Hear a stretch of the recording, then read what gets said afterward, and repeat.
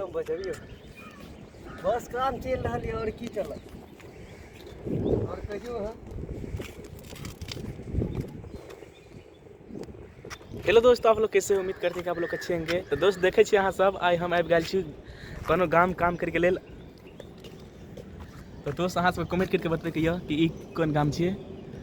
दोस्त हम एखन गारा टोल में छी और अहाँ सब कोन गाम लागि रहल यऽ देखियो, शहर जकाँ लागि रहल छै गारा टोल जे भी छै। लेकिन देखियो आइ हमरा सब आबि गेल छी काम करे लेल। तो देख सकै छी अहाँ सब लोकेशन दिखा रहल छी। देखियो भाईजी नीचा में छै और देखियो चाचा तो पेंट कर रहल छी। अहाँ सब वीडियो के ज़्यादा से ज़्यादा सपोर्ट करब। देखै छी कते मस्त लग रहल छै और अहाँ सब देखै छी एकटा चीज देखियो अहाँ सब आ ठीक देख रहे हो दोस्त आप। अहाँ सब देखै छियै कते नीचा में छै, एतऽ से गिरतै तऽ फेर हड्डी नहि बढ़तै। देख कते मस्त लग रहल छै।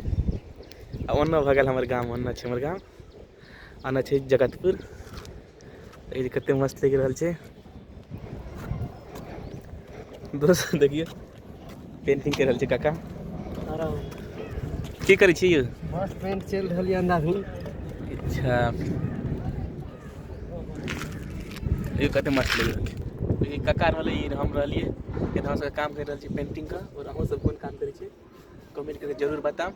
देखियो कते मस्त लग रहल छै काम सब, बहुत बढ़िया छै काम। तो अहाँ सब सपोर्ट करब जल्दी से जल्दी, लाइक करब, कमेंट करब, फॉलो करब। तो मिली छी अहाँ सबसे अगला वीडियो में, तब तक के लिए बाय बाय।